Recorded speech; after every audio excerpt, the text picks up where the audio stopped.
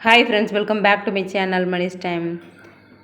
Friends, summer diet vlog plus intermittent fasting day 15 பார்க்குறோம். புதன்கிழமை அன்னைக்கு எடுத்த வீடியோ. காலையில் வெயிட் செக் பண்ணலை.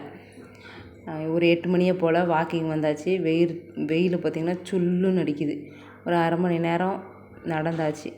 அப்படியே மெதுவாக நடந்துட்டு திரும்ப வீட்டுக்கு போயிட்டேன். வாக்கிங் வர்றதுனால வெயிட் செக் பண்ணாமே வந்துட்டேன். அதுக்கப்புறம் வெயிட் செக் பண்ணல. காலையில் பிரேக்ஃபாஸ்ட்டுக்கு 3 ராகி எடை, வெங்காயமும் பச்சை மிளகாயும் போட்டு எனக்கு தட்ட தெரிஞ்ச அளவுக்கு தட்டி சுட்டு எடுத்து சாப்பிட்டாச்சு. சாம்பார் நைட்டு வச்சது இருந்தது, அதை ஊற்றி மேட்ச் பண்ணி சாப்பிட்டு முடிச்சிட்டேன்.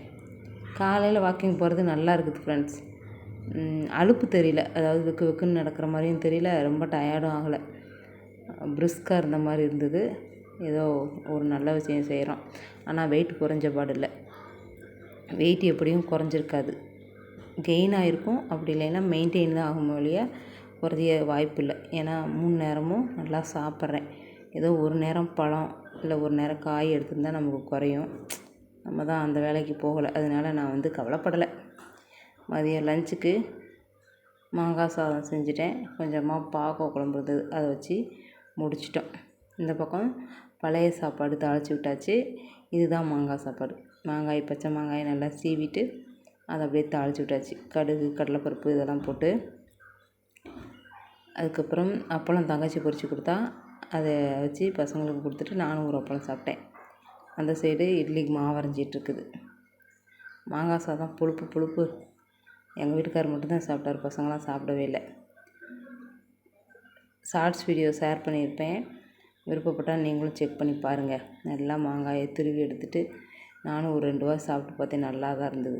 எண்ணெய், கடுகு, கருவேப்பிலை, வெங்காயம், பச்சை மிளகாய் இதெல்லாம் போட்டு தாளிச்சிட்டு அது கூடயே இந்த உப்பு சேர்த்துட்டு நல்லா வதக்கி விட்டுக்கோங்க. நல்லா சுருள வதக்கிட்டு சாப்பாடை போட்டு கிளறிட்டா மாங்காய் சாதம் ரெடி.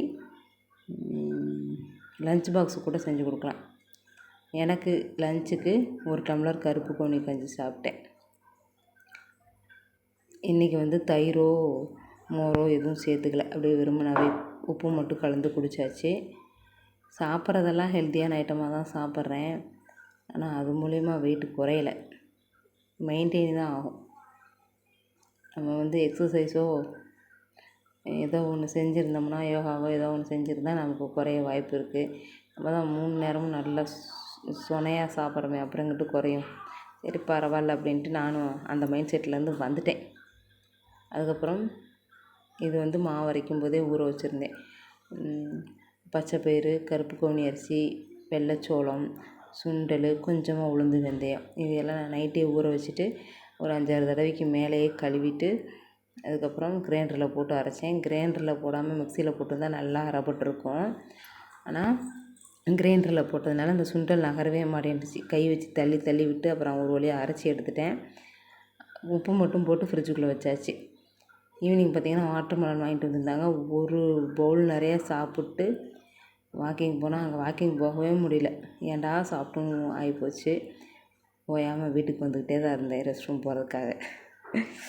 வெளியே சொன்னால் வெக்கக்கேடு.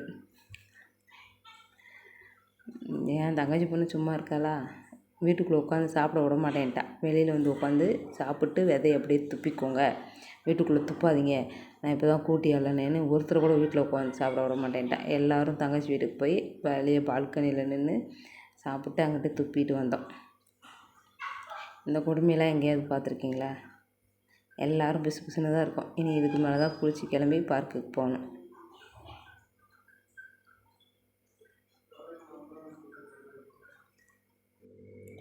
மாவு ரெடி, அரைச்சி எடுத்து உப்பு போட்டு அப்படியே வச்சுட்டேன், மூடி வச்சுட்டேன். கொஞ்சம் நேரம் மட்டும் வெளியில் வச்சுருந்தேன். அது உங்கள்கிட்ட காமிக்கிறேன். எவ்வளோ மாவு வந்திருக்கு. கொஞ்சம் தான் போட்டேன், அது என்னமோ ஒரு குண்டா நிறையா வந்திருக்கு. இது எப்படி தீர்க்க போகிறேன் அப்படின்றது தெரியல. கிச்சனில் இருக்க பாத்திரம்லாம் க்ளீன் பண்ணியாச்சு. கிரைண்டர்லாம் கழுவி கமுத்தாச்சு, ட்ரம்மெல்லாம். இப்போ இந்த மாவை எடுத்து ஃப்ரிட்ஜுக்குள்ளே வச்சுட்டு நம்ம பார்க்குக்கு கிளம்பிட வேண்டாம். பார்க்குக்கு போயிட்டு திரும்ப வீட்டுக்கு வந்தால் தங்கச்சி வீட்டில் பலாச்சோளம் இருந்தது. அதில் 2 பலாச்சோளம் எடுத்து சாப்பிட்டாச்சு. சாப்பிட்டு நான் திரும்ப ரிட்டன் பார்க்குக்கு போயிட்டேன். இந்த வாட்டர்மெலன் சாப்பிட்டது தான் ஓயாமல் வீட்டுக்கு வர்ற மாதிரி ஆயிடுச்சு. வாக்கிங் போகும்போது சாப்பிடக்கூடாதுன்னு எத்தனை வயசு நினைக்கிறது. ஆனால் இந்த மாதிரி சாப்பிட்ற ஐட்டம் கிடச்சா இந்த வாயினா இருக்கே வாய் பஞ்சாயத்து கிணறு அதை வச்சுட்டு சும்மா இருக்க முடியல. அதையும் 2 சாப்பிட்டு திரும்ப போகும்போது வண்டி எடுத்துகிட்டு போயிட்டேன் பார்க்குக்கு. வண்டியில் போயிட்டோம்னா விசுக்குன்னு வந்துடலாம் அப்படின்ட்டு. அதான் ஒரு ரவுண்டு நடந்து போயிட்டு ரிட்டர்ன் வந்துட்டோம்ல அப்படின்ட்டு வண்டியிலே போயிட்டேன். அங்கே போய் ஓரளவுக்கு நடந்திருப்பேன். வாக்கிங் ஸ்டெப்பு ஷேர் பண்ணுறேன் பாருங்கள். அப்புறம் அவளும் பின்னாடியே நடந்து வந்துட்டா. அப்படியே இருண்டு போய் வந்தது. மழை படுற மாதிரியே தான் டெய்லியும் இருண்டு போய் வருது. அதுக்கப்புறம் லேசாக தூறுது. கனமான மழை ஞாயிற்றுக்கிழமைக்கு அப்புறம் இல்லை. ஞாயிற்றுக்கிழமையே ஓரளவுக்கு தான் பேஞ்சுது. ஏதோ கூலிங்காக இருக்குது சாயந்தர நேரத்தில் கிளைமேட்டு. பார்க்குக்கு வந்தால் ஒரு 8, 8:30 வரைக்கும் இருக்கலாம். நம்ம ஆனால் 7, 7:30க்கெலாம் வீட்டுக்கு ஓடிடுவோம். அது வரைக்கும் இருக்கிறதே பெருசு. வீட்டுக்கு போயிட்டா பசிக்குதுன்னு ஒரு நிமிஷத்தில் 102 வயசு சொல்லிடுவாங்க. அதனால் 7 மணினா கிளம்பிடுறது. அது வரைக்கும் விளையாண்டுக்கங்க, எவ்வளோ நேரம் விளையாடணுமோ விளையாண்டுக்கங்கன்னு சொல்லிடுவோம். நாங்களும் என்னால் முடிஞ்ச வரைக்கும் ரெஸ்ட் எடுத்து வாக்கிங் முடிச்சுட்டு வீட்டுக்கு போவோம். எவ்வளோ பசங்க விளையாடுறாங்க பாருங்கள். இத்தனை பசங்களும் காலையிலேருந்து சாயந்தரம் வரைக்கும் வீட்டுக்குள்ளே அடைஞ்சி தான் கிடக்கணும். சாயந்தரம்னா அவுத்து விட்ட காலையாட்டம் விளையாட வேண்டியதுதான். வாக்கிங்லாம் முடிச்சுட்டு வீட்டுக்கு வந்தாச்சு. வந்ததுக்கப்புறம் மாவு எடுத்து ஒரு கலக்கி விட்டுட்டு எனக்கு தகுந்த மாதிரி தோசை ஊற்றிக்க வேண்டியதான். கல் உப்பு போட்டிருந்தேன், அதனால் நல்லா கலந்து விட்டுக்கிறேன். இல்லாட்டி அங்கனாங்கன்னா தட்டுப்படும்.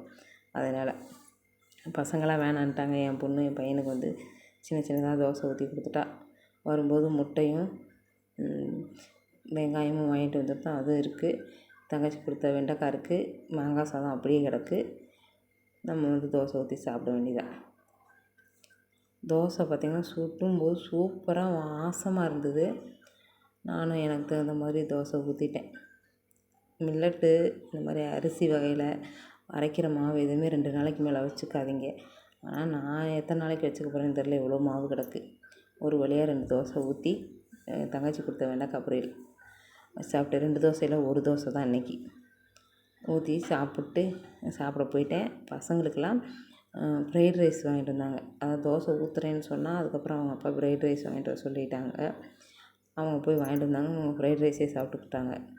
டெய்லியும் தோசை அவள் தான் ஊற்றுறா. அதனால் நான் மறந்தாப்படி தோசை ஊற்றிட்டா சின்னதான்னு சொல்லிட்டேன். ஃப்ரைட் ரைஸ் வாங்கிட்டு வந்தாங்க. ஃப்ரைட் ரைஸ் சாப்பிட்டாங்க. தோசை செம்மையாக இருந்தது. வாசமாக இருந்தது. டேஸ்ட்டும் நல்லா தான் இருந்தது. ரொம்ப மோசம்னு சொல்ல முடியாது. என் பையனும் என் பொண்ணும் எனக்கு கொஞ்சம் ஃப்ரைட் ரைஸ் கொடுத்தாங்க. அதையும் சாப்பிட்டேன். ஃப்ரைட் ரைஸு கிடைக்கும் சாப்பிட போகிறோம் அப்படின்றதுனால தான் நான் ஒரு தோசை மட்டும் சாப்பிட்டுட்டேன். இல்லாட்டி 2 தோசை ஊற்றிருப்பேன். போதும் ஃப்ரைட் ரைஸ் சாப்பிட்றோம்ல அப்படின்ட்டு நான் வந்து ஒரு தோசையோடு நிறுத்திக்கிட்டேன். இப்படி தான் இருக்கும் என்னோடய டயட்டு. சீட்டிங்கும் போகும். நல்லா வாயை கட்டுப்படுத்தி குறைச்சோம்னா குறையும். ஆனால் நம்ம வாய் சும்மா இருக்க மாட்டேங்குது. என்ன பண்ணுறதுனே தெரியல. என் வீடியோ உங்களுக்கு பிடிச்சிருந்ததுன்னா லைக் பண்ணிவிட்டு சப்ஸ்கிரைப் பண்ணிவிட்டு சப்போர்ட் பண்ணுங்கள். சப்போர்ட் பண்ணுற எல்லாருக்குமே ரொம்ப நன்றி. டின்னர் இது தான். Bye friends. தேங்க்ஸ் ஃபார் வாட்சிங். ஃப்ரெண்ட்ஸ் வாக்கிங் ஸ்டெப் 8000 சில்லற நடந்துட்டேன். பாய். Good night.